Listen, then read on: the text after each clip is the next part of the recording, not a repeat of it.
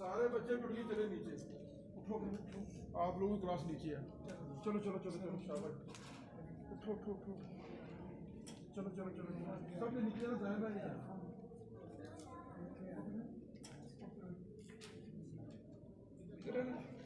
نیچے جانا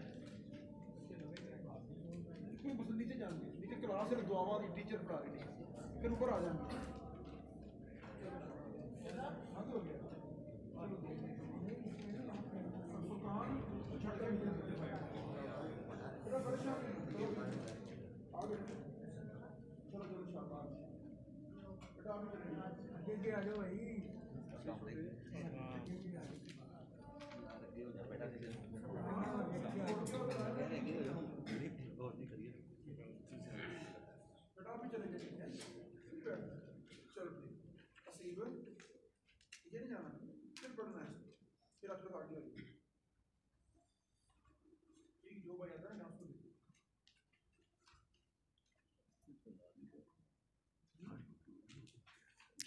دو صفحہ سے وہ بندے بھی باہر گئے.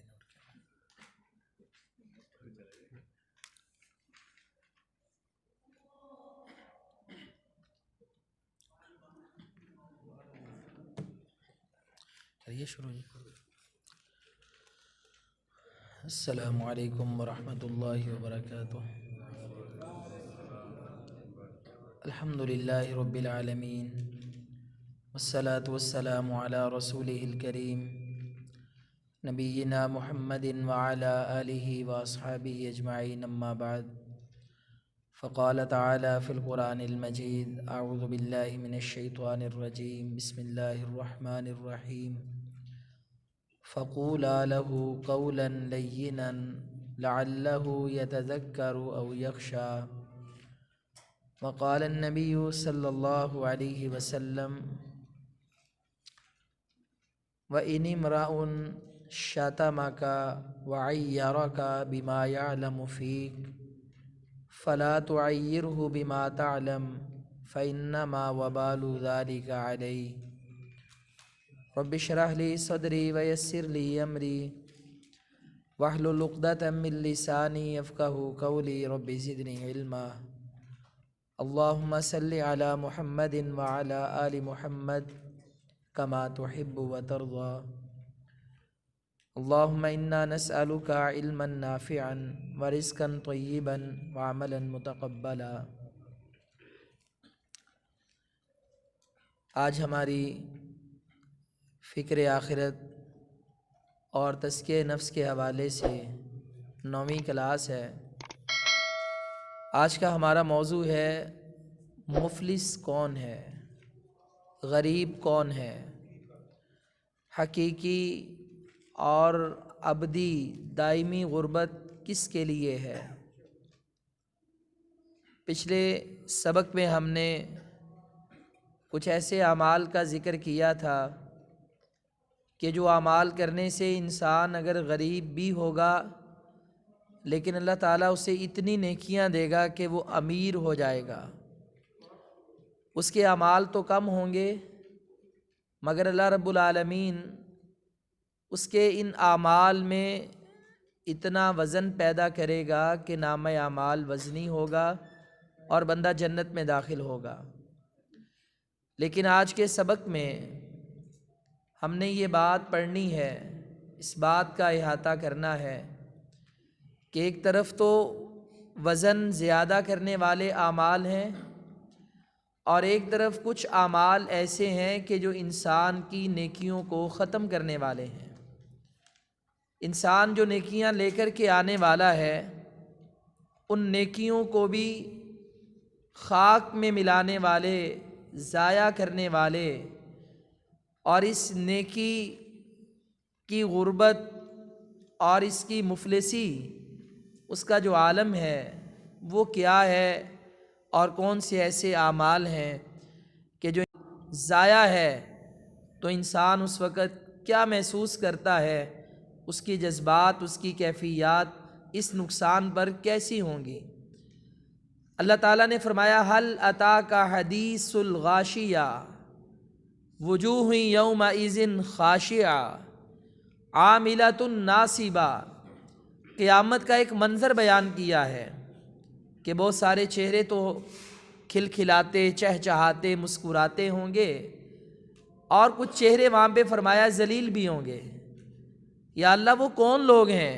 عاملۃ ناصبہ، کہ جو عمل کر کر کے اپنے آپ کو تھکاوٹ میں ڈال چکے ہوں گے، بڑے اعمال کیے ہوں گے، تھک چکے ہوں گے۔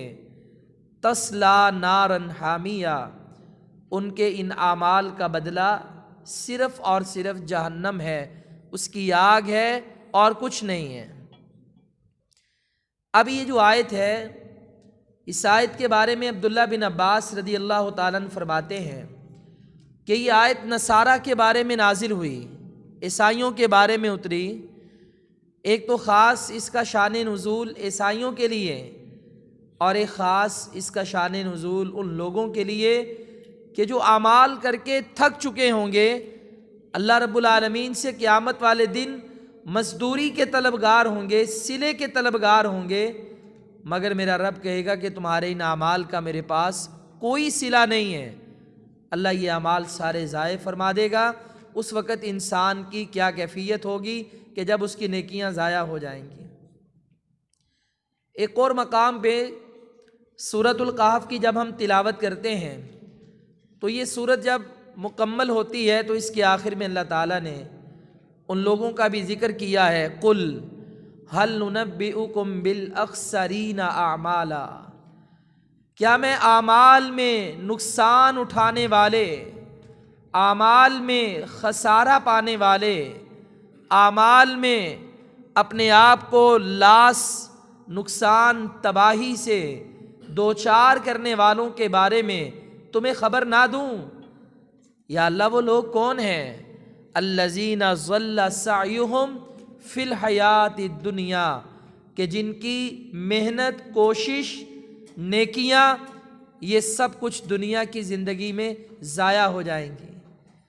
وَهُمْ يَحْسَبُونَ أَنَّهُمْ يُحْسِنُونَ صُنْعًا، بات نیکیوں کے ضائع ہونے تک نہیں ہے، اس سے اگلی بات زیادہ خطرناک ہے کہ یہ جو اعمال کرنے والے ہیں یہ تو گمان کیے بیٹھے ہوں گے کہ ہم تو بڑے نیک ہیں، ہمارے پاس تو بڑے اعمال ہیں، ہمارے پاس تو بڑی نیکیاں ہیں۔ ان کے گمان بہت اچھے ہوں گے، لیکن ان کے گمان کے مطابق ان کا رزلٹ نہیں ہوگا، اعمال اور نیکیاں ان کی ضائع ہو چکی ہوں گی۔ پیارے بھائیو، یہ لوگ کون ہیں؟ یہ غریب لوگ ہیں۔ اللہ تعالیٰ کسی کو نیکی کی توفیق عطا کر دے، اس کا احسان ہے، لیکن اس نیکی کو سنبھالنا، اس متاع مال دولت نیکیوں کے قیمتی خزانے کی چوکی داری کرنا، اس کا پہرا دینا، یہ ہمارے لیے اعمال کرنے کے بعد ایک بڑا چیلنج ہے۔ سلف صالحین رمضان المبارک کے روزے رکھتے تو اس کے بعد 6 مہینے 5 مہینے اللہ تعالیٰ سے یہ دعائیں کرتے ہیں، یا اللہ جو رمضان میں ہم نے روزے رکھے، ہم نے نمازیں پڑھی، ہم نے تراویح پڑھی، قرآن کی تلاوت کی، صدقہ و خیرات کیا، عام دنوں سے بڑھ کے نیکیاں کی، یا اللہ یہ رمضان قبول کر لینا۔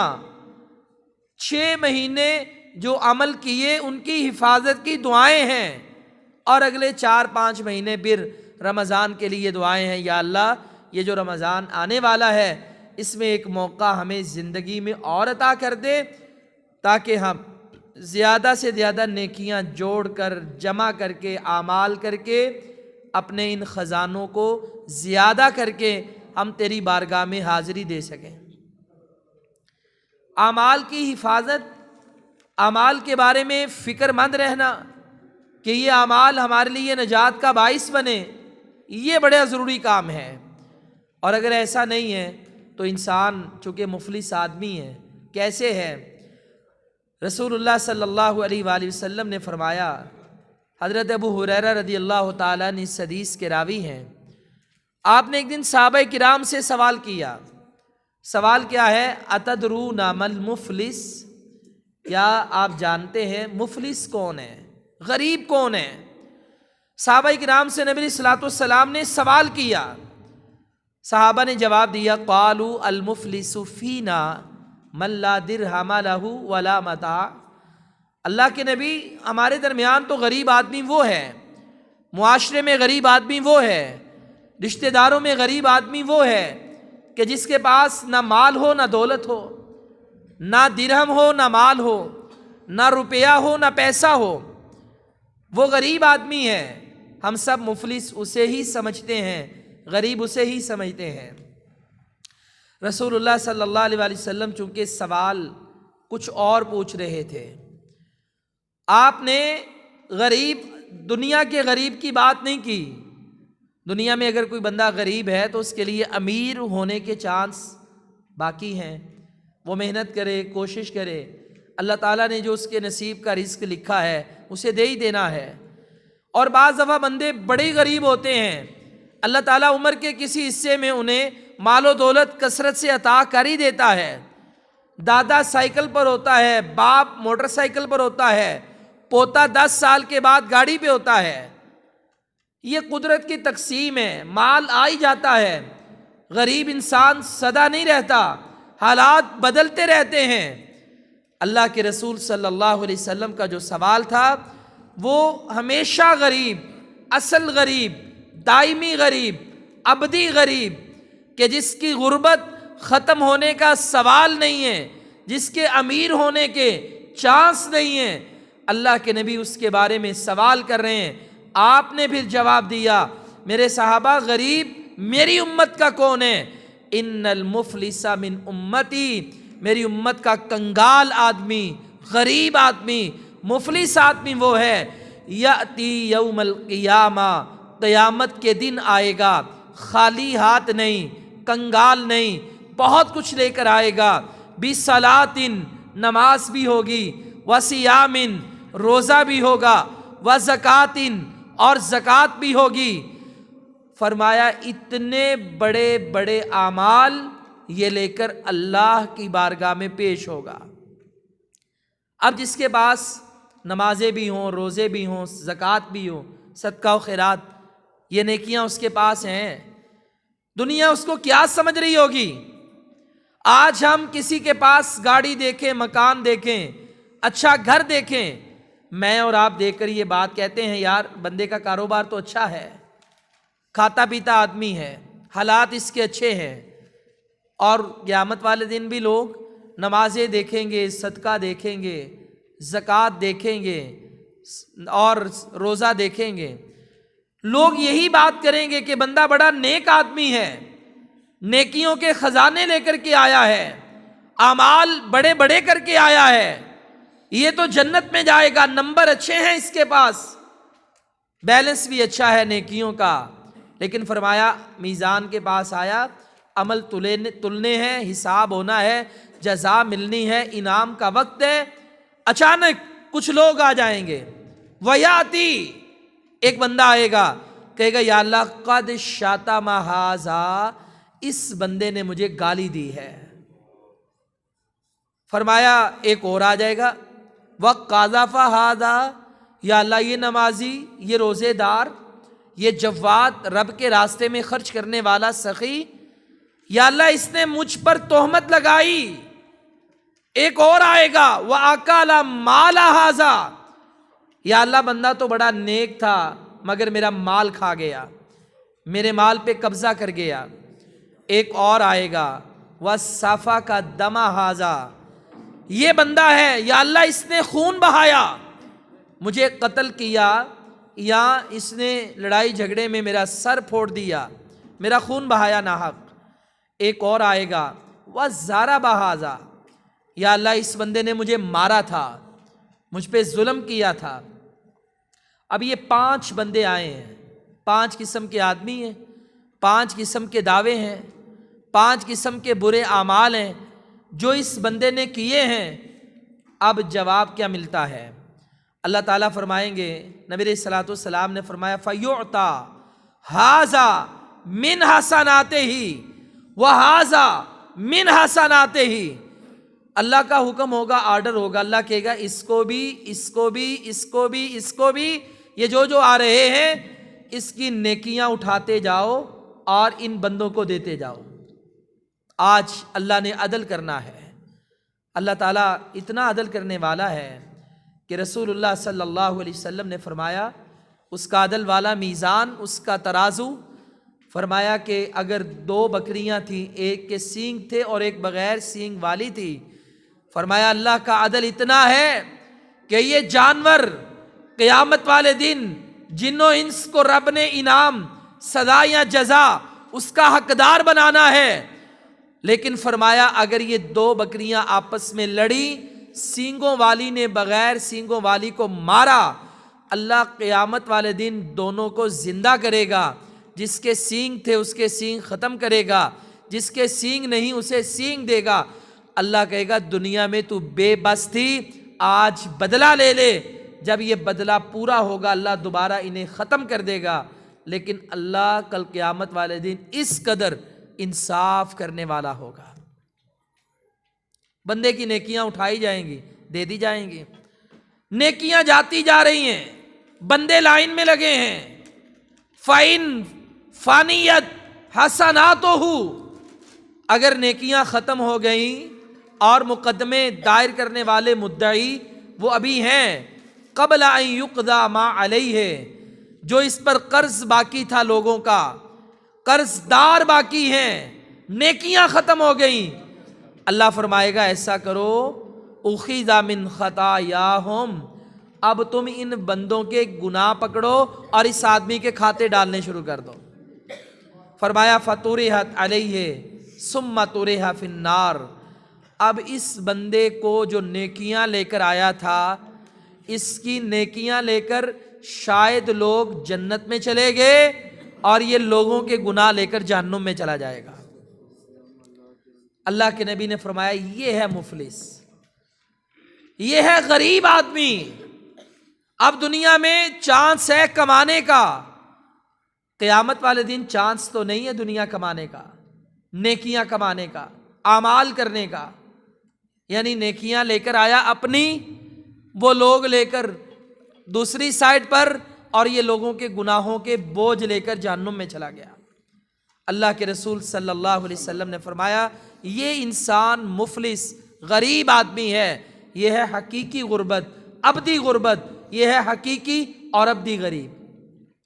اب عزیز بھائیوں، آج ہم یہ دیکھیں کہ ہمارے اندر بھی بہت سارے ایسے گناہ ہیں، نمازیں ہم بھی پڑھتے ہیں، روزے بھی رکھتے ہیں، صدقہ و خیرات بھی کرتے ہیں، لیکن یہ سارے اعمال کرنے کے باوجود ہمارے اندر بھی کچھ ایسے گناہ ہیں کہ جو گناہ ہم کرتے ہیں لیکن ہم انہیں بڑا معمولی سمجھتے ہیں، اور شاید کبھی ہم تو گناہ کر کے بھول گئے، ہم نے تو نہ اس کی توبہ کی، نہ ان بندوں سے کبھی معافی مانگی، اور یہ وہ گناہ ہے 5 کہ جو معاشرے میں تقریباً ہر مسلمان کر رہا ہے، کوئی ایک نہ ایک تو ہو رہا ہے۔ کہیں ایسا نہ ہو کہ ہم بھی قیامت والے دن رب کے دربار میں پیش ہوں، ہماری نیکیاں لے کر لوگ جنت میں چلے جائیں، اور اللہ کبھی ایسا نہ کرے کہ ہم لوگوں کے گناہ لے کر کسی اور راستے پہ چل پڑیں۔ پہلا جو جرم بیان کیا گیا وہ کیا ہے؟ وَيَأْتِي قَدْ شَتَمَ هَذَا، ایک بندہ آئے گا، وہ کہے گا یا اللہ اس بندے نے مجھے گالی دی۔ اب یہ اسلام ہمیں کس بات کا درس دیتا ہے؟ حضرت موسیٰ علیہ السلام اور حضرت ہارون یہ جب فرعون کے دربار میں پہنچے، اللہ تعالیٰ نے انہیں اس بات کا حکم دیا، کہا تم دونوں جاؤ فرعون کے دربار میں جا کر کے اس سے بات کرو، فَإِنَّهُ طَغَى، وہ طاغوتی ہے، حد سے بڑا ہے، اس کی حد سے تجاوز کرنے والی بات، اس کا دعویٰ کیا ہے؟ فَقَالَ أَنَا رَبُّكُمُ الْأَعْلَىٰ، وہ کسی ایک جز کا، عبادت کا، رسالت کا منکر نہیں ہے، وہ تو ساری مخلوقات کے پیدا کرنے والے خالق کا منکر ہے، اس کا انکار کرنے والا ہے۔ اس نے تو سیدھا سیدھا دعویٰ کیا انا ربکم الاعلی، میں تمہارا سب سے بڑا رب۔ فإنہ طغیٰ، اللہ کہتا ہے وہ طاغوت ہے، حد سے بڑا ہے، اپنی عبادت کروا رہا ہے۔ لیکن موسیٰ اور ہارون تم نے جا کر اس کو دعوت دینی ہے، ظالم ہے۔ اللہ کا بہت بڑا دشمن ہے، باغی ہے، لیکن جا کے گالیاں نہیں دینی، غصے نہیں ہونا، ناراض نہیں ہونا، سخت کلمات نہیں کہنے۔ یا اللہ کرنا کیا ہے؟ فَقُولَا لَهُ قَوْلًا، اللہ کہتا ہے تم دونوں اس کے لیے بات کہو، قَوْلًا لَيِّنًا، ایسی بات کہ جو بڑی نرم ہو۔ کس لیے؟ لَعَلَّهُ، تاکہ وہ یتذکر، نصیحت حاصل کر لے، او یخشا، یا وہ اللہ تعالیٰ سے ڈر جائے۔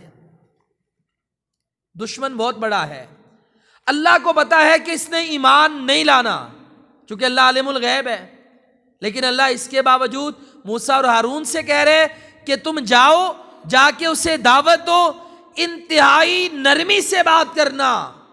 یا اللہ کس لیے؟ کیا ہو سکتا ہے تمہارے اچھے رویے سے وہ اللہ کا ڈر اس کے دل میں بیٹھ جائے، وہ نصیحت حاصل کر لے، وہ توبہ کر لے۔ یعنی اتنے بڑے اللہ کے دشمن سے بات کرنی ہے تو اس نبی سے اس کو حکم کیا دیا جا رہا ہے؟ دونوں نبیوں کو، بھائیوں کو، کہ جاؤ اور نرمی سے بات کرو، گالی گلوچ کا حکم ہی نہیں ہے۔ آپ دیکھیں ہمارے تو یہاں پہ سارے مسلمان بھائی ہیں نا، تھوڑا سا مسئلہ خراب نہیں ہوتا اور ہم گالیوں پہ اتر آتے ہیں۔ نبی کریم صلی اللہ علیہ وآلہ وسلم نے 4 چیزیں بتائیں، کہا یہ 4 باتیں اگر کسی بندے میں پائی جائیں، کانا منافقاً خالصا، وہ بندہ پکا منافق ہے، اس میں نفاق کی کوئی کسر اب باقی نہیں چھوڑی۔ فرمایا ان میں سے ایک، وَإِذَا خَاصَمَ فَجَرَ، جب بھی غصہ کرتا ہے، جھگڑا کرتا ہے تو گالیاں دیتا ہے۔ ہمیں رسول اللہ صلی اللہ علیہ وآلہ وسلم کی سمت میں کیا تعلیم ملی قرآن سے؟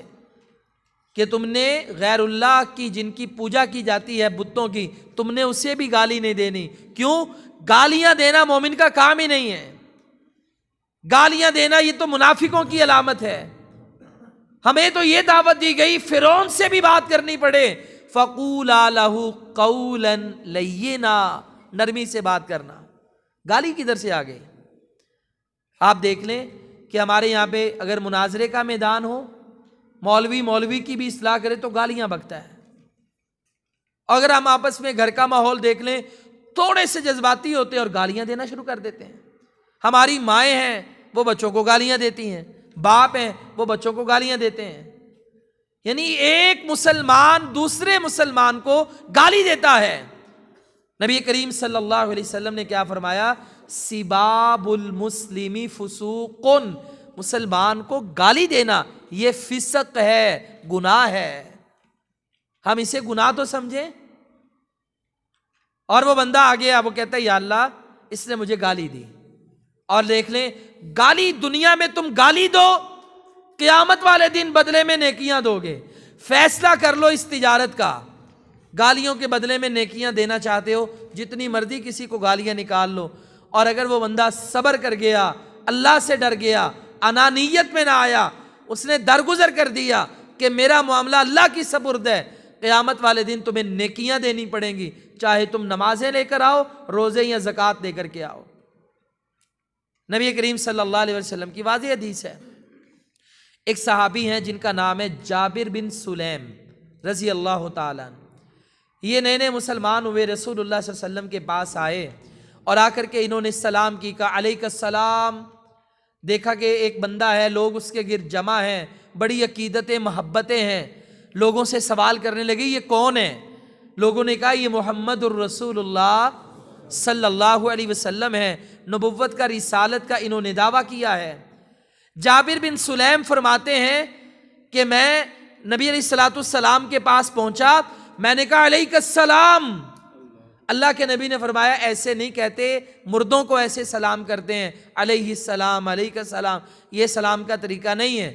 زندہ کو سلام کرنا تو کہنا ہے السلام علیک، السلام علیک۔ نبی علیہ السلام نے اصلاح کی، 2-4 باتیں بتائیں، کہنے لگے میں نے رسول اللہ صلی اللہ علیہ وسلم کی مجلس پائی، میں نے کہا اللہ کے نبی مجھے یہ بتائیں، کوئی نصیحت کر دیں، احد الیہ، کوئی نصیحت کر دیں، کوئی واعظ کر دیں، میں آپ سے اس پر وعدہ کرنا چاہتا ہوں۔ اللہ کے رسول علیہ الصلاۃ والسلام نے دین کی باتیں بتا دی، نماز کا بتا دیا، ایمان کا بتا دیا۔ اللہ کے نبی نے عمل میں جو وعدہ لیا، وعدہ کیا ہے؟ فرمایا لا تسبن احدا، نصیحت یہ ہے اللہ کے بندے کبھی کسی کو گالی نہ دینا، گالی نہیں دینی، ناراضگی ہے تو بھی نہیں دینی، عادت بھی نہیں بنانی، گالی نہیں دینی۔ اچھا وہ کہنے لگے قالا، جابر بن سلیم نے فرمایا میں نے اللہ کے نبی سے، اپنے یار سے، اپنے نبی سے، اپنے محبوب سے میں نے یہ نصیحت سنی، میں نے سنی ان سنی نہیں کی، میں نے سن کر عمل کیا۔ کہ جب سے میں نے یہ حدیث سنی، پیغمبر کی نصیحت سنی، آپ نے مجھے کہا تھا گالی نہیں دینی، فما سببت بعدہ حرا ولا عبدا ولا بعیرا ولا شات، کا اس کے بعد سے لے کر آج تک نہ میں نے غلام کو، نہ میں نے زندہ کو، نہ میں نے اونٹ کو، اور نہ ہی کبھی میں نے بکری کو گالی دی ہے۔ کہتے اس کے بعد میں نے گالی دی نہیں کسی کو۔ اب یہ چار باتیں بیان کرنے کا مطلب کیا ہے؟ غلام کو بھی نہیں دی، کسی آزاد کو بھی نہیں دی، آزاد میں رشتہ دار بہن بھائی سارے لوگ آ جاتے ہیں، آزاد بندہ ہو غلام نہ ہو۔ بکری کو نہیں دی، میں نے اونٹ کو نہیں دی۔ اس کا یہ بیان کرنے کا مقصد اور مطلب کیا ہے؟ یہ بیان کرنے کا مقصد اور مطلب یہ ہے کہ میں نے کبھی بھی ان کو گالی نہیں دی۔ بعض لوگ انسانوں کو تو گالی نہیں دیتے، ریڑا چلا رہے ہوتے ہیں تو جانور کو گالی دیتے ہیں، بکریاں چرا رہے ہو تو جانور کو گالی، بکریوں کو گالی دیتے ہیں، بکروں کو گالی دیتے ہیں۔ یعنی گالی کسی نہ کسی سٹیج پر ہوتی ہے، گھر نہیں ہوگی تو باہر دوستوں کی مجلس میں ہوگی، بات بات پہ گالیاں بکے گا۔ اچھا یہاں نہیں ہوگی تو کھیتوں میں ہل چلاتے ہیں یا جانوروں کے ساتھ گالی ہوگی۔ جابر بن سلیم کہتے ہیں میں نے کسی کو بھی، نہ جانور کو، نہ انسان کو، نہ آزاد کو، نہ غلام کو کبھی میں نے گالی دی نہیں۔ یہ ہے اللہ کے نبی کی حدیث پر عمل۔ کہنے لگے رسول اللہ صلی اللہ علیہ وسلم نے پھر مجھے اور بھی نصیحتیں فرمائیں۔ آپ نے کہا کہ وَلَا تَحْقِرَنَّ شَيْئًا مِّنَ الْمَعْرُوفِ، نیکی کو حقیر نہ سمجھنا، وَأَن تُكَلِّمَ أَخَاكَ وَأَنْتَ مُنْبَسِطٌ إِلَيْهِ وَجْهُكَ، جب بھی تو اپنے بھائی سے ملے مسکراتے ہوئے چہرے کے ساتھ، اِنَّ ذَلِكَ مِنَ الْمَعْرُوفِ، یہ بھی ایک نیکی ہے، کسی کو مسکرا کے ملنا، باڈی لینگویج اچھی کرنا، عاجزی پیدا کرنا۔ وَارْفَعْ إِزَارَكَ إِلَى نِصْفِ السَّاقِ، ویسے تو ٹخنوں سے اوپر چادر شلوار رکھنی ہے، لیکن نصیحت یہ ہے کہ تو آدھی پنڈلی تک رکھا کر۔ فَإِنْ أَبَيْتَ، اگر تو اسے انکار کرے، پسند نہ کرے، فَإِلَى الْكَعْبَيْنِ، تو کم از کم ٹخنوں تک تیرا تہبند ہونا چاہیے، اس سے نیچے نہ جائے۔ وَإِيَّاكَ وَإِسْبَالَ الْإِزَارِ فَإِنَّهَا مِنَ الْمَخِيلَةِ وَإِنَّ اللَّهَ لَا يُحِبُّ الْمَخِيلَةِ، چادر ٹخنوں سے نیچے نہ کرنا یہ تکبر ہے، اللہ تکبر کرنے والوں کو پسند نہیں کرتا۔ پھر آخر میں جو نصیحت کی اس کا تعلق بھی گالی کے ساتھ ہے۔ فرمایا وَإِنِ امْرَؤٌ، اگر کوئی آدمی شاتا ماں کا تجھے گالی دے دے، وَعَيَّرَكَ بِمَا يَعْلَمُ فِيكَ، یا تجھے عار دلا دے، تانا دے دے، تیرے اندر وہ عیب موجود بھی ہے، تو نے جواب میں کیا کرنا ہے؟ فَلَا تُعَيِّرْهُ بِمَا تَعْلَمُ فِيهِ، اس کے عیب تو بھی جانتا ہے، تو نے اسے اس کے عیب سے تانا نہیں دینا، گالی کا جواب نہیں دینا۔ کیوں؟ فَإِنَّمَا وَبَالُ ذَلِكَ عَلَيْهِ، اس تانے کا اور اس گالی کا سارا وبال اس پر ہوگا، اس کا تجھے کوئی بھی نقصان نہیں پہنچے گا۔ یعنی کوئی بندہ گالی دے، کوئی بندہ تانے دے، تو اللہ کے رسول صلی اللہ علیہ وسلم کی نصیحت کیا ہے؟ اس کا وبال اس پر ہے، آپ جواب نہ دو۔ اب میں نا ایک دن، یہ 2-3 ہفتے پہلے کی بات ہے، تو میں ایک پیٹرول پمپ پر تھا، فجر کا ٹائم تھا، مرید کے سے آ رہا تھا۔ اچھا میں نے پیٹرول ڈلوانے لگا تو کوئی افسر آدمی ہوگا، بڑی اس کی گاڑی تھی، اب میں پیٹرول ڈلوا رہا ہوں، وہ ہارن لگانے لگا، بار بار بجانے لگا، تو وہ کہہ رہا تھا کہ بھی اس کا پیٹرول چھوڑو، پہلے مجھے پیٹرول ڈالو۔ اب یہ ممکن بھی نہیں تھا، تو خیر نا، وہ جب میں نے پیٹرول ڈلوایا سائڈ پہ ہوا تو بغیر پیٹرول ڈلوائے نا، وہ تھوڑا سا دور گیا، چہرہ باہر نکالا، گندی گندی گالیاں دیتے ہوئے وہ نکل گیا۔ اب پاس نا پٹھان کھڑا تھا گارڈ، مجھے کہنے لگا کہ یار اگر یہ گالی مجھے دیتا تو میں بھی اس کو فیر مار دیتا، تم نے اس کا کیا کیا، کم از کم جواب میں گالی دے دو۔ میں نے اسے کہا اللہ کے بندے یہی تو صبر کا مقام ہے، یہ مجھے گالیاں دے کر چلا گیا، اس نے مجھے نہیں دی، اس نے اپنے ذات کو دی ہیں، فَإِنَّمَا وَبَالُ ذَلِكَ عَلَيْهِ۔ عموماً گالی کا جواب بندہ اس وقت دیتا ہے کہ جب ساتھ والا بندہ غیرت دلاتا ہے، ساتھ والا بندہ غیرت نہیں دلاتا، وہ آر دلاتا ہے، وہ گناہ پہ ابھارتا ہے۔ ساتھ والے بندے کو چاہیے اگر بندہ گالی بھی دینے لگے وہ اسے خاموش کر دے، وہ اسے کہے قیامت والے دن تجھے نیکیاں ملیں گی، تجھے کیا چاہیے؟ اگر یہ بندے کا ذہن میں یہ بات آتی ہے یہ بندہ تو اتنا گندا ہے، نیکیاں اس کے پاس کہاں ہوں گی، چلو یہ خیال آ بھی جائے تو اللہ کے نبی نے فرمایا جس کی نیکیاں نہیں ہوں گی تمہارے گناہ اللہ اس کے کھاتے میں ڈال دے گا، تمہارا گناہوں والا پلڑا جو ہے وہ ہلکا ہو جائے گا۔ یعنی ہر صورت میں انسان کے لیے اللہ تعالیٰ نے ایک پیکج رکھا ہے، گالی نہیں دینی، نہ جواب میں نہ ویسے۔ اگر دنیا میں گالی دیں گے تو بدلے میں آپ کو بھی قیامت والے دن نیکیاں دینی پڑیں گی۔ تو یہ گھروں میں عام گفتگو میں گالی دینے سے گریز کریں۔ دوسرا رسول اللہ صلی اللہ علیہ وآلہ وسلم نے فرمایا، آپ نے فرمایا ایک بندہ آئے گا اور وہ کہے گا وَقَذَفَ هَذَا، یا اللہ اس نے تہمت لگائی۔ یہ تہمت کیا ہے؟ کسی پر زنا کی تہمت لگانا۔ اب آپ کہیں گے کہ زنا کی تہمت، ہاں لوگوں کی بہت زیادہ کوئی مجبوری ہو، خلا طلاق کی لڑائیاں ہوں تو بندہ بیوی پہ لگا دے، بیوی خامد پر لگا دے، کوئی اس طرح کی باتیں ہوں، بھلا یہ عام عرف عام میں یہ زنا کی تہمت کیسے لگائی جا سکتی ہے؟ دیکھیں ہمارے اندر جو گالیاں ہیں نا، ان گالیوں میں حرامی یا حرام زادہ کہنا یہ بھی بڑا عام ہے۔ اب کسی بندے کو غصے میں آ کر کوئی بندہ یہ بات کہہ دے کہ تو حرامی ہے یا تو حلال کا نہیں ہے، اس کا مطلب کیا ہے کہ آپ نے اس کی ماں پر اس کے باپ پر بدکاری کی تہمت لگائی ہے، آپ نے لگائی ہے۔ ماں باپ کو گالی دیں، بدکاری کی تہمت لگائی ہے۔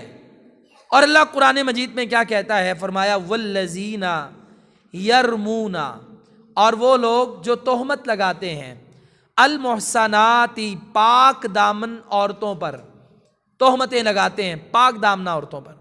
ماں باپ تھے، اچھے تھے، نکاح کیا تھا، لیکن کوئی بندہ اٹھے اور ماں باپ کو گالی دے دے اور کہہ دے یہ اس طرح کا ہے، اس طرح کا ہے، تیرا تو حلال کا نہیں ہے، تو ایسی پیداوار ہے، غصے میں آ کر گالی دے دی، یہ ماں باپ پر تہمت لگ گئی۔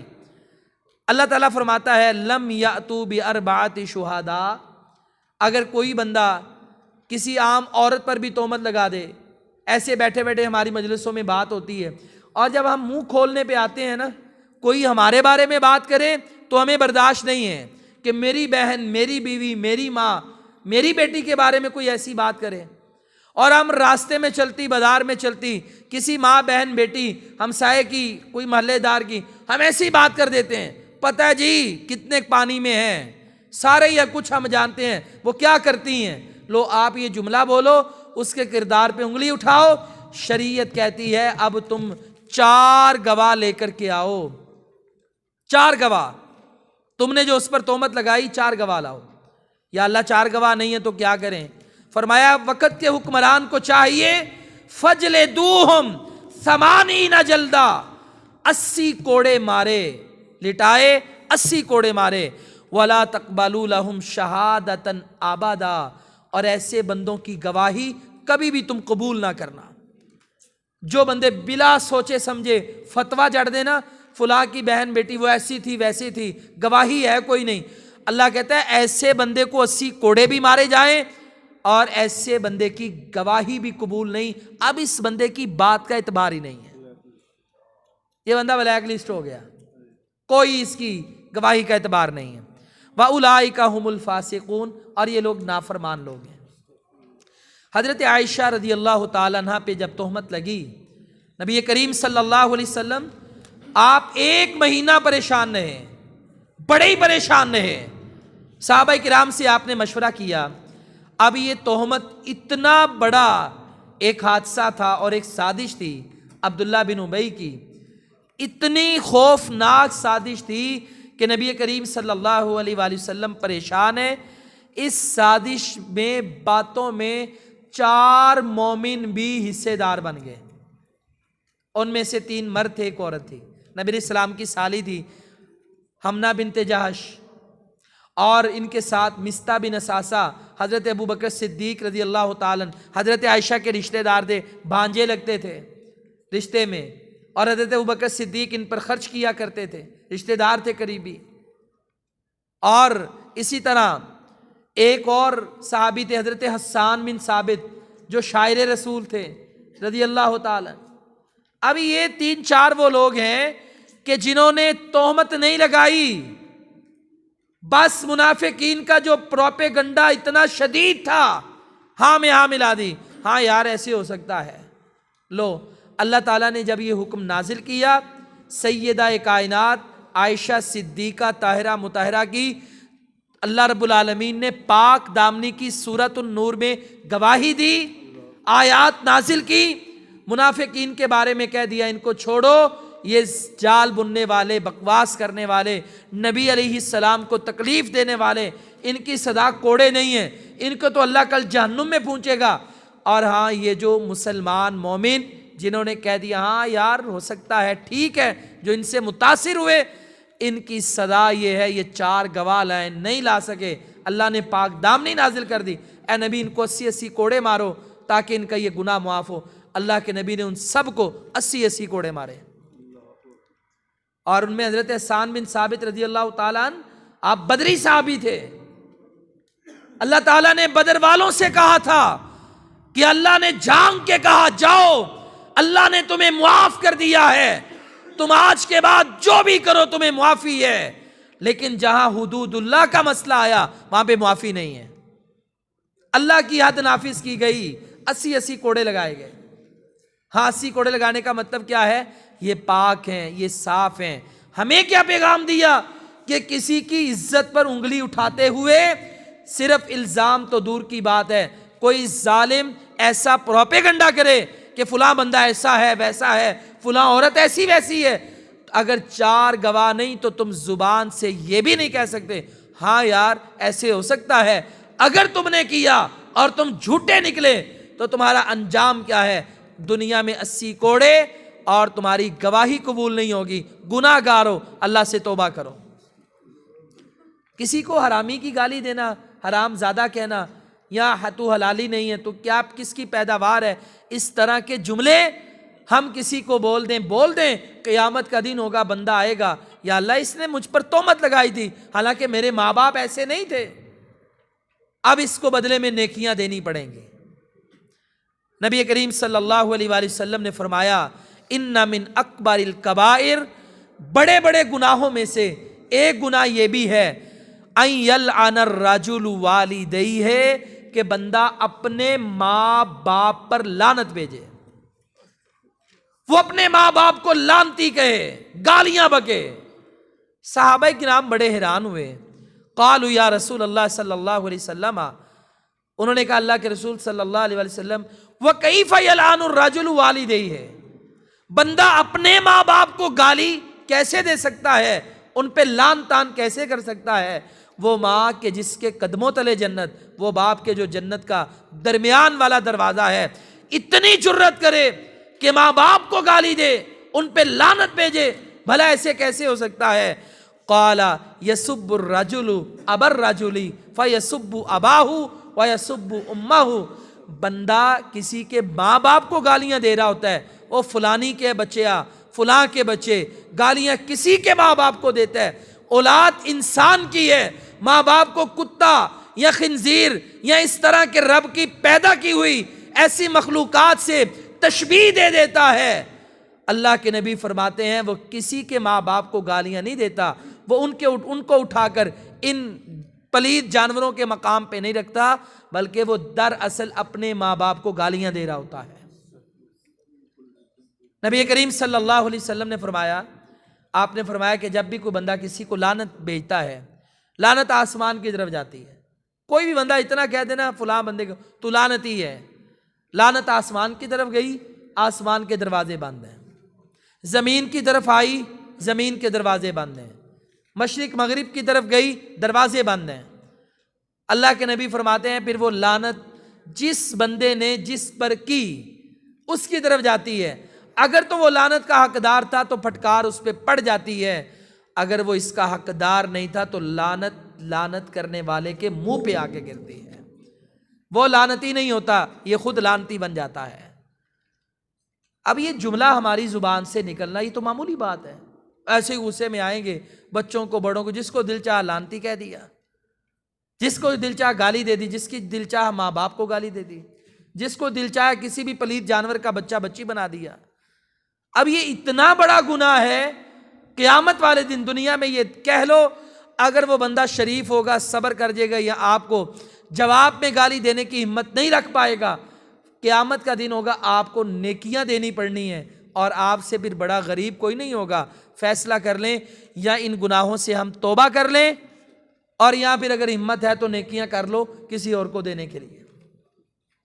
تیسرا گناہ جو اللہ کے رسول صلی اللہ علیہ وسلم نے فرمایا، بندہ نیکیاں لے کر کھڑا ہے، بندہ آ گیا وَأَكَلَ مَالَ هَذَا، ایک بندہ کہے گا یا اللہ اس نے میرا مال کھا لیا ہے، اس نے میرا مال کھایا.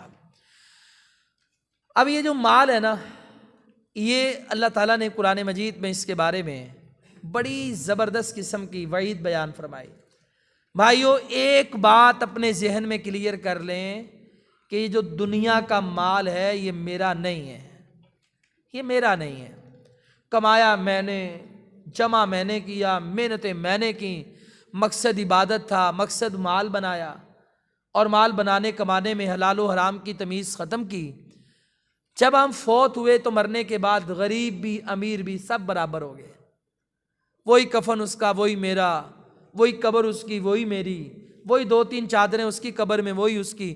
میرے گھر والے بھی واپس آ گئے، میرا مال بھی برا سا لے اڑے، اس کا بھی لے اڑے. فرق کیا رہا؟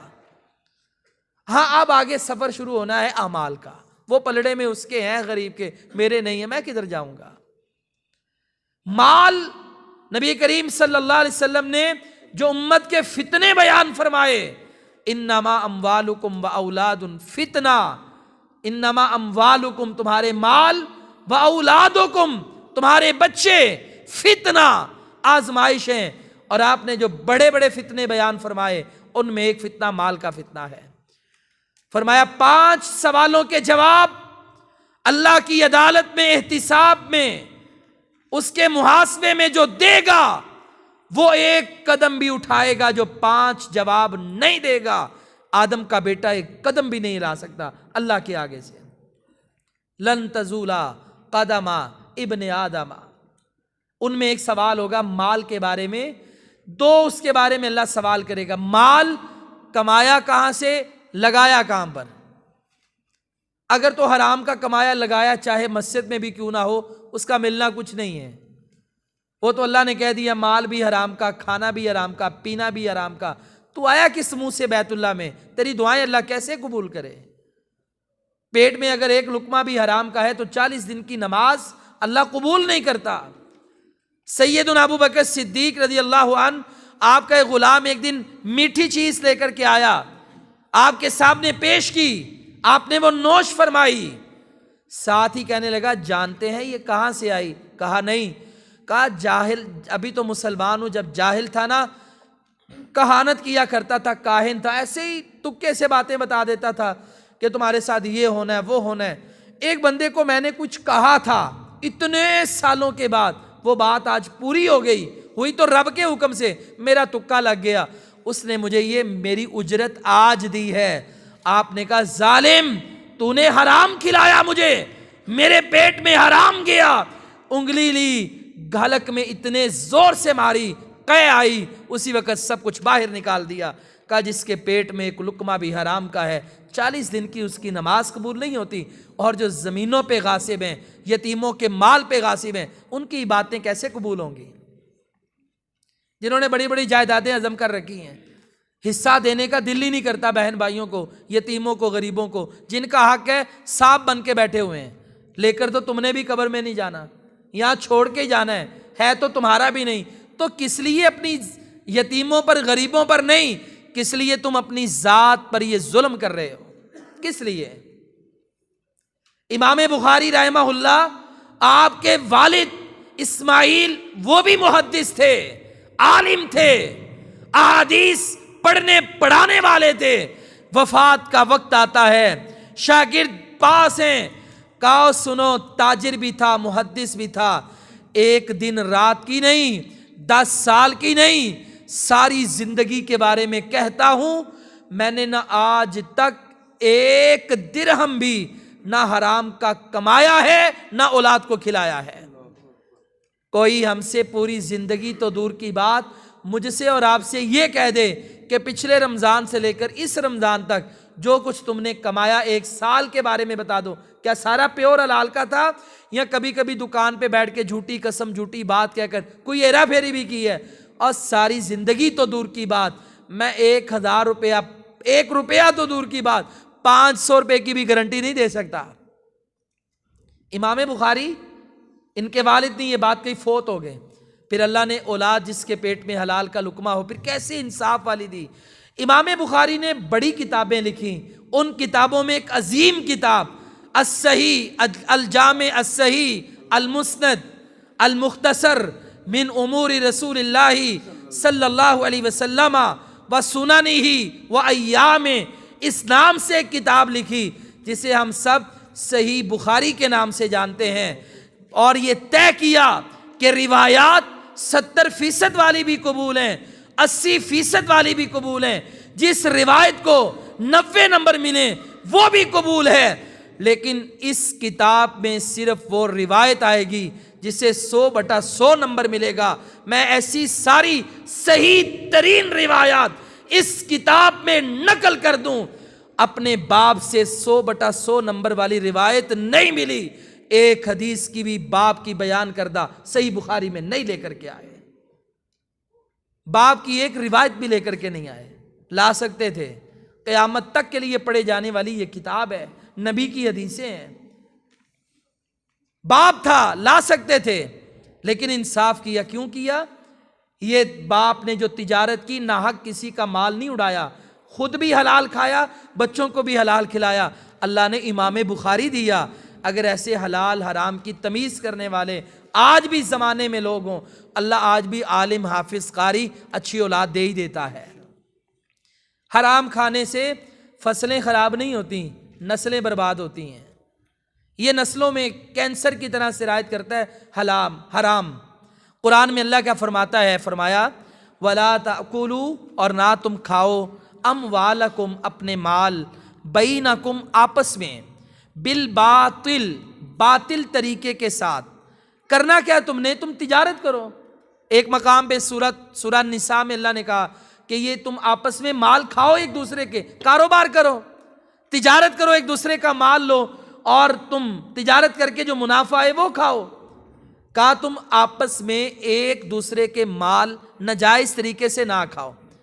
اچھا کھاتے کیسے ہیں وہ بھی اللہ نے بتا دیا۔ ابھی آپ آیت پڑھیں گے، یقین کریں 90% لوگ اس آیت کے مصداق میں آپ کو بتا دیتا ہوں۔ وَتُدْلُوا بِهَا، اور تم لے کر کے جاتے ہو ان مالوں کو، إِلَى الْحُكَّامِ، ججوں کے پاس، عدالتوں میں، حاکموں کے پاس۔ کس لیے؟ لِتَأْكُلُوا، تاکہ کھا لے، فَرِيقًا مِّنْ أَمْوَالِ النَّاسِ، تم ایک لوگوں کے حصے کا مال، بالاسم، گناہ کے ساتھ، وَأَنْتُمْ تَعْلَمُونَ، جبکہ تم جانتے ہو۔ اب آپ دیکھیں جتنا اس وقت لینڈ مافیا، قبضہ مافیا ہے، کیا کرتے ہیں لوگ؟ کیا یہ تجارت نہیں بن گئی؟ کسی بندے نے کسی کے پیسے دبائے، 5-10 لاکھ روپیہ کاروبار کے لیے دیے اور وہ بعد میں واپس نہیں کرتا۔ میرا تھوڑا سا اثر و رسوخ ہے تھانے میں، کچہری میں، بازار میں، اور آپ میرے پاس آتے ہیں بھئی 10 لاکھ روپیہ لینا ہے، تو میں کہوں بھائی یہ بتاؤ مجھے کیا دو گے؟ مجھے کیا دو گے؟ 10 لاکھ ہے، چلو 5 مجھے دے دو، اور ہاں جو پہلے پیسے آئیں گے وہ میرے ہوں گے، بعد میں تیرے ہوں گے۔ کیا یہ ناجائز طریقے سے تعلقات استعمال کر کے کیا یہ لوگ مال نہیں کھا رہے؟ کیا پلاٹوں پہ ناجائز لوگ قبضہ نہیں کرتے؟ بعد میں کہتے ہیں جاؤ عدالت میں چلے جانا۔ وَتُدْلُوا بِهَا إِلَى الْحُكَّامِ، عدالتوں میں لوگ جاتے ہیں، پہلے پلان ہوتے ہیں کہ 30 لاکھ کا پلاٹ ہے، 5 جج کو کھلائیں گے، ان کو کہیں گے پلاٹ تو تمہارا ڈوبا ہوا ہے، تیسرا بندہ آئے گا کہے گا اچھا یار کچھ تھوڑے بہتے لینے ہیں تو لے لو، نہیں تو یہ بھی نہیں ملنے۔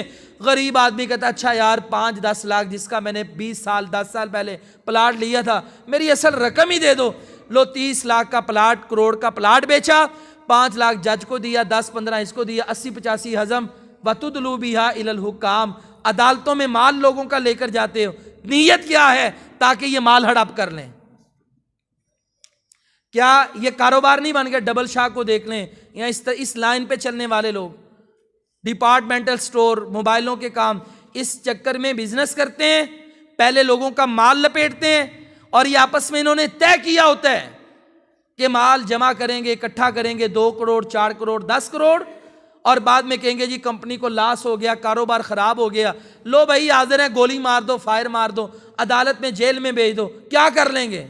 اچھا یہ عدالتوں میں جب کیس جاتے ہیں, جج سے کہتا ہے اچھا کروڑ روپیہ دینا میں نے اس کا, 5-5 ہزار کر کے لے لو. اب ایک تیسرا بندہ بیچ میں آتا ہے, کہتا ہے دیکھو یہ اپنے ہی چھوڑا ہوا, میں تمہارا پیچ اپ کرواتا ہوں. وہ کیسے؟ یار کروڑ روپیہ دیا تھا, 20 لاکھ لے لو, 25 لے لو, یار جاتے جاتے کچھ ہی صحیح. اچھا لو جی ان کا آپس میں پیچ اپ ہو جاتا ہے. یہ پوری پلاننگ ہوتی ہے ان لوگوں کی, اور 2-2.5 کروڑ دے کر لوگوں کو فارغ کیا, جی ہمیں نقصان ہو گیا, اور 7-8 کروڑ کے مالک بن بیٹھے. مجھے بتائیں کیا یہ سارے حرام کھانے کے چکر کاروبار کے نام پر ہمارے معاشرے میں نہیں ہو رہے؟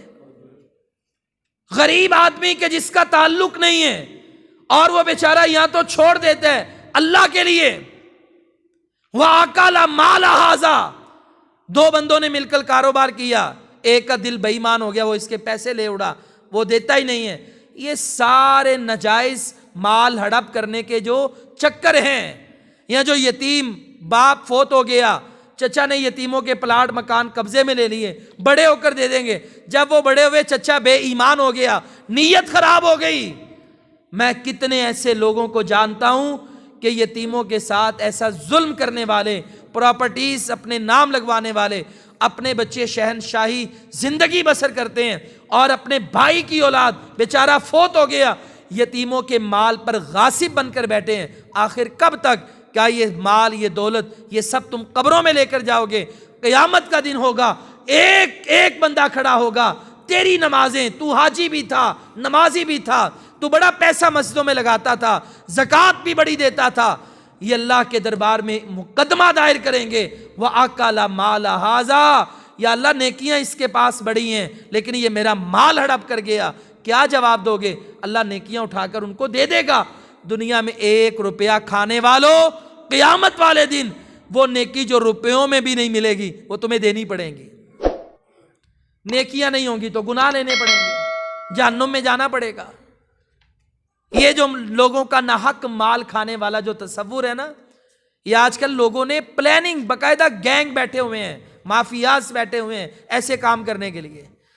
رسول اللہ صلی اللہ علیہ وآلہ وسلم نے ایک جھگڑا سنا, انہ سامع خصومتن بباب حجرتہ فخرج الیہم, گھر کے باہر ایک جھگڑا ہو رہا تھا, نبی علیہ الصلوۃ والسلام نے اس کی آوازیں سنی, آپ گھر سے باہر تشریف لائے.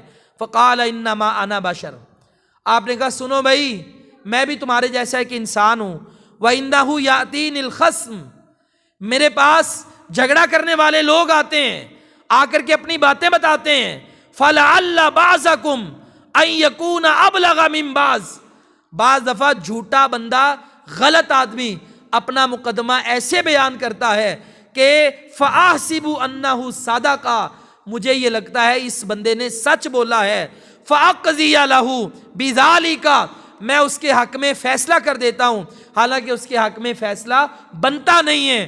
فرمایا فَمَنْ قَضَيْتُ لَهُ بِحَقٍ مُسْلِمٍ فَإِنَّمَا هِيَ, جس بندے نے تو سچ سچ بتایا اور جو اس کا حق تھا وہ لے لیا تو وہ اس کے لیے ہے, اور جس بندے نے مجھے سچ نہ بتایا اور جھوٹ بول کر مخالف مظلوم آدمی کی بات کو دبا کر چرب زبانی سے اپنا مقدمہ پیش کر کے, آج کی زبان میں کہیں تو جھوٹے ڈاکومنٹس پیش کر کے, جعلی رجسٹریاں پیش کر کے, غریب آدمی کو بلیک میل کر کے, اگر وہ جج کے سامنے, قاضی کے سامنے, میں محمد صلی اللہ علیہ وسلم کے سامنے سچا بن گیا, وہ یاد رکھے دنیا میں تو سچا بن کے وہ مال لے رہا ہے, حقیقت میں فَإِنَّمَا هِيَ قِطْعَةٌ مِّنَ النَّارِ, یہ آگ کا ٹکڑا لے رہا ہے، یہ جہنم خرید کے جا رہا ہے، فَلْيَأْخُذْهَا أَوْ فَلْيَتْرُكْهَا، چاہیے تو یہ جہنم گلے میں ڈال دے، چاہیے تو اس کو چھوڑ دے، حقدار کو یہ حق دے دے۔ اب دیکھیں اللہ کے نبی صلی اللہ علیہ وسلم نے کتنی بڑی بات کہی کہ دو جھگڑا کرنے والے آتے ہیں، فرمایا میرے پاس غیب کا علم تو نہیں ہے، مفتی قاضی کا کام ہی یہ ہوتا ہے دو بندوں کی بات سنیں اور جس کے پاس دلائل ہیں جو اپنی بات پیش کرتا ہے اس کا فیصلہ کر دیں۔ فرمایا اگر کوئی بندہ جانتا ہے یہ بات کہ میں جھوٹا ہوں، وہ چرب زبانی سے کیس جیت جاتا ہے، اور کہا وہ دنیا میں اپنے آپ کو اپنے آئینے میں تو سچا سمجھ رہا ہے، حقیقت میں وہ جھوٹا ہے، اور جو لوٹ کر لے رہا ہے، کسی کا حق مار رہا ہے، فَإِنَّمَا هِيَ قِطْعَةٌ مِّنَ النَّارِ، یہ آگ کا ٹکڑا لے کر کے جا رہا ہے۔ پانچواں گناہ، چوتھا گناہ، بندہ آئے گا وَالسَّفَكَ دَمَ هَذَا، یا اللہ اس بندے نے میرا خون بہایا، اس کا ایک مطلب یہ ہے کہ اس بندے نے مجھے قتل کیا، خون بہایا۔ اس کا ایک مطلب یہ بھی ہے ذرا سا غصہ آیا اور میں نے پسٹل نکالا، اسے فائر مار دیے، وہ مر گیا، یا وہ زخمی ہو گیا، اینٹ اٹھائی کسی کے سر پہ مار دی، اسے زخمی کر دیا، خون بہا دیا۔ دنیا میں اگر وہ بدلہ لینے والا تھا تو لے لیا، غریب آدمی تھا میرا ظلم سے آ کے چل پڑا، قیامت کا دن ہوگا وہ مقدمہ دائر کرے گا، میری نیکیاں ہوں گی، وہ آئے گا وَالسَّفَكَ دَمَ هَذَا، یا اللہ اس نے میرا خون بہایا۔ اللہ کہے گا تجھے کیا چاہیے؟ یا اللہ نیکیاں چاہیے، نیکیاں اس کے کھاتے، گناہ اس کے کھاتے۔ پڑھیں آپ، اللہ کیا قرآن میں کہتے ہیں، من قاتل نفسا بغیر نفس، جس بندے نے بغیر کسی جان کے بدلے جان، یعنی کوئی یہ عذر بھی نہیں تھا اور کسی کو قتل کر دیا، او فساد فی الارض، یا زمین میں فساد مچاتے ہوئے، لڑائی جھگڑا کرتے ہوئے اس نے قتل کر دیا، فَكَأَنَّمَا قَتَلَ النَّاسَ جَمِيعًا، گویا اس نے پوری انسانیت کو قتل کر دیا ہے۔ وَمَنْ أَحْيَاهَا، اور جس کسی نے ایک بندے کی جان بچائی، فَكَأَنَّمَا أَحْيَا النَّاسَ جَمِيعًا، گویا اس نے ساری انسانیت کی جان بچائی۔ اللہ کے رسول علیہ السلام نے فرمایا جتنے بھی دنیا میں ناحق قتل ہوتے ہیں ان سب کا گناہ قتل کی ابتدا کرنے والے کو جاتا ہے۔ اللہ کے نبی وہ کون تھا؟ کہ آدم کا بیٹا قابیل، قابیل قاف سے ہے نا، قاف سے قتل ہے، وہ قاتل تھا۔ کہا جتنے بھی ناحق قتل ہوتے ہیں سارے اس کے کھاتے میں جاتے ہیں، ابتدا اس نے کی، قیامت والے دن اس کا حساب دینا ہے، خون بہایا کسی کا تو حساب دینا ہے۔ عبداللہ بن عمر رضی اللہ عنہ فرماتے ہیں رسول اللہ صلی اللہ علیہ وسلم نے فرمایا لَزَوَالُ الدُّنْيَا أَهْوَنُ عَلَى اللَّهِ مِنْ قَتْلِ رَجُلٍ مُسْلِمٍ، مسلمان، ایک مومن مسلمان بندہ قتل ہو جائے، اس کا خون اللہ کے ہاں اتنا بڑا ہے، ساری دنیا بھی تباہ ہو جائے تو وہ ہلکی ہے، مسلمان کا قتل اس سے بڑا ہے۔ یہ مسلمان کی حرمت بہت بڑی حرمت ہے، یہ کوئی عام بات نہیں ہے، اور یہاں پہ اتنی عدم برداشت ہے، پانی کا جھگڑا، پیلیوں کا جھگڑا، کھیتوں کا جھگڑا، ہمسائے کسی نے ہلکی پھلکی بات کہی اس سے جھگڑا، بس اسی بات پر فائر مار دیا، بندہ مار دیا۔ لیکن یہ کتنا بڑا گناہ ہے۔ نبی کریم صلی اللہ علیہ وسلم خطبہ حجۃ الوداع کے موقع پر ہیں، آپ نے کہا لوگو آج کون سا مہینہ ہے؟ کہا ذوالحج کا۔ اللہ کے نبی کو کیا معلوم نہیں تھا؟ پتا تھا لیکن کچھ بتانا چاہتے تھے متوجہ کر کے۔ آج دن کون سا ہے؟ 9 ذوالحجہ، مہینہ حرمت والا، دن حرمت والا۔ آج میں جس جگہ پہ کھڑا ہوں یہ جگہ کون سی ہے؟ حرم، حرمت والا مقام کا، مہینہ بھی حرمت والا، دن بھی حرمت والا، جگہ بھی حرمت والی، اللہ کا گھر بھی حرمت والا۔ یاد رکھنا اسی طرح جیسے بیت اللہ حرمت والا ہے، ذوالحجہ حرمت والا ہے، 9 ذوالحجہ حرمت والا ہے، ایسے ہی ایک مسلمان کا مال، اس کی جان، اس کا خون تم پر حرام ہے۔ عمر بن خطاب طواف کر رہے ہیں رضی اللہ عنہ بیت اللہ کا، کہا بیت اللہ تیری حرمت اپنی جگہ لیکن تیری عزت ایک مسلمان سے زیادہ نہیں ہے، ایک مومن کی عزت بیت اللہ سے بھی زیادہ ہے۔ یہ حدیث اگر ساری دنیا تباہ بھی ہو جائے وہ اللہ کے ہاں اتنی بڑی نہیں ہے جتنا ایک مسلمان کا ناحق قتل ہو جائے۔ قتل کرنا اتنا بڑا گناہ ہے۔ عبداللہ بن عمر رضی اللہ عنہ فرماتے ہیں رسول اللہ صلی اللہ علیہ وسلم نے فرمایا سباب المسلم فسوق وقتالہ کفر، مسلمان کو گالی دینا گناہ ہے اور اس کو قتل کرنا یہ کفر ہے، اتنا بڑا گناہ ہے۔ پانچویں بات، لڑائی جھگڑے کی ممانعت، کیونکہ پانچواں بندہ آئے گا وہ کہے گا یا اللہ اس بندے نے میرے ساتھ جھگڑا کیا، اس بندے نے میرا خون بہایا، اور ایک بندہ کہے گا یا اللہ وَزَارَ بَهَذَا، اس بندے نے مجھے مارا اس بندے نے۔ آخری بات ہے کہ آپ جانتے ہیں اس مارنے سے مراد کیا ہے؟ بندہ جا رہا ہے روڈ پر، کوئی رکشے والا غریب آدمی دیکھا، تھوڑی سی اوور ٹیک کی کوئی مسئلہ بنا، گاڑی آگے نہیں کرتا، لوگ نکلتے ہیں گاڑی سے اور مارنا شروع کر دیتے ہیں، پتہ نہیں کس بات کے پہلوان ہیں۔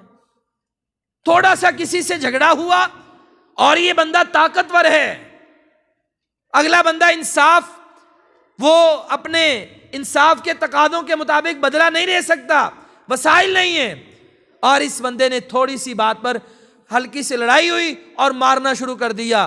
چار نوجوان اکٹھے ہوئے اور ایک غریب کو تھوڑی سی بات پہ مارنا شروع کر دیا، لوگ آئے چھڑوایا، وہ غریب آدمی تھا، بدلہ لے لیا تو ٹھیک ہے، جس نے بدلہ نہ لیا یہ سمجھتا ہے پتہ نہیں میں کیا ہوں، جس کو چاہوں ماروں، جس کو چاہوں تھپڑ لگا دوں، جس کا چاہوں گریبان چاک کر دوں، جس کو چاہوں روڈ پہ گھسیٹ دوں۔ دنیا میں یہ ہاتھ چلا کے یہ ظلم کر لے، قیامت کا دن ہوگا بندہ مقدمہ دائر کرے گا وَزَارَ بَهَذَا، یا اللہ اس نے نہ حق مجھے مارا، اللہ اس کی نیکیاں اٹھا کر اس کو دے گا، نیکیاں نہیں تو گناہ اس کے اٹھا کے اس کے کھاتے میں پڑیں گے۔ اس کے علاوہ اور بھی بڑے گناہ ہیں، غیبت ہے، چغلی ہے، جو منافق کی اور نشانیاں ہیں وہ سارے گناہ۔ یہ موضوع تو بڑا لمبا ہے، لیکن یہ 5 باتیں جو اس ایک حدیث میں آئیں کہ اللہ کے نبی نے خود پوچھا مفلس کون، اور کہا یہ 5 کام کرنے والے قیامت والے دن، یہ اس بندہ جو نمازی تھا، جو روزے دار تھا، جو صدقہ و خیرات کرنے والا، جواد اور سخی تھا، اس کے اگینسٹ آئیں گے، مخالف آئیں گے، عدالت اللہ کی ہوگی، قاضی اور جج اللہ ہوگا، اس سے بڑا کوئی انصاف کرنے والا نہیں ہوگا، وہاں موقع بھی نہیں ہوگا دوبارہ نیکیاں کما لیں۔ پیارے بھائیوں ہم یہ دیکھیں کہ ان 5 گناہوں میں سے میرے اندر کوئی گناہ تو نہیں پایا جاتا کہ قیامت والے دن اللہ رب العالمین مجھے بھی نیکیاں کرنے کے باوجود میری نیکیاں لے کر کوئی جنت میں چلا جائے اور میں لوگوں کے گناہ لے کر جہنم میں چلا جاؤں، کہیں اللہ مجھے بھی غریب نہ بنا دے۔ اور یہ 5 گناہ یہ ہمارے اندر عام ہے، کسی کو گالی دینا، ایسے ہی تہمت لگانا، کسی کے کردار پہ بات کر دینا، کوئی کردار پہ بات کرے اس کی ہاں میں ہاں ملا لینا۔ نمبر 3، ناحق کسی کا مال کھانا، ہیرا پھیری کرنا، کاروبار میں، تجارت میں، یا زمین اور کاروبار مال دبانا کسی کا، ناحق کسی کا خون بہانا، اور آخری بات لڑائی جھگڑا کرنا۔ ان سب باتوں سے ہمیں روکا گیا ہے، جو کوئی بھی یہ سب جانتے بوجھتے کرے گا اور قیامت والے دن نیکیوں سے اس کا حساب برابر کیا جائے گا، اسے نیکیاں دینی پڑیں گی۔ یا اللہ ہم اس قابل نہیں ہیں تو ہمیں اس سے نجات عطا فرما دے، اور ہم سختی سے اپنا محاسبہ اور جائزہ لیں، اپنا بھی، اپنے بچوں کا بھی، گھر والوں کا بھی، کہیں یہ گالی گلوچ، لڑائی جھگڑے، ہماری مجلسوں میں یہ کردار کشی، ایسی تہمتیں، ایسے کسی کا کیچڑ کسی پہ اچھال دینا، کہیں یہ گناہ تو نہیں ہے۔ اللہ تعالیٰ ہمیں محاسبہ کرنے کی اور اصلاح کرنے کی توفیق عطا فرمائے۔ اب یہ جتنے بھی گناہ ہوتے ہیں نا، یہ بندے کے اندر ایک شر پایا جاتا ہے۔ اللہ کے نبی خطبہ پڑھتے ہی فرماتے وَنَعُوذُ بِاللَّهِ مِن شُرُورِ أَنفُسِنَا، یا اللہ ہم تیری پناہ چاہتے ہیں اپنے نفسوں کے شر سے۔ یہ جو ہمارے اندر خیر اور ساتھ شر بھی ہے نا، جو ہمیں برائی پہ ابھارتا ہے، اس کے علاج کے لیے اللہ کے رسول علیہ الصلوۃ والسلام نے ایک صحابی کو دعا سکھائی، اللہم الہمنی رشدی وَأَعِذْنِي مِن شَرِّ نَفْسِي، اللہم اے اللہ الہمنی رشدی، یا اللہ مجھے ہدایت عطا کر دے، مجھے دانائی عطا کر دے، مجھے سوچ فکر عطا کر دے کہ جس کی وجہ سے میں دین کے راستے پہ چلوں، گناہوں سے بچوں۔ وَأَعِذْنِي، یا اللہ مجھے بچا دے، پناہ عطا کر دے، من شر نفسی، میرے نفس کے شر سے، یا اللہ جس شر سے میں اپنا ہی بیڑا غرق کر رہا ہوں، اپنی نیکیوں کے مکان بنا کر دنیا میں وہ مکان برباد کر کے نیکیاں کسی اور کے لیے کر رہا ہوں، یا اللہ مجھے ایسے شر سے محفوظ فرما دے۔ یہ دعا کثرت سے پڑھا کریں، 3 بار میں یہ دعا دہرا دیتا ہوں، پڑھ لیں۔ اللہم الہمنی رشدی وَأَعِذْنِي من شر نفسی۔ اللہم الہمنی رشدی وَأَعِذْنِي من شر نفسی۔ اللہم الہمنی رشدی وَأَعِذْنِي من شر نفسی۔ کسی بھائی کا کوئی سوال ہو تو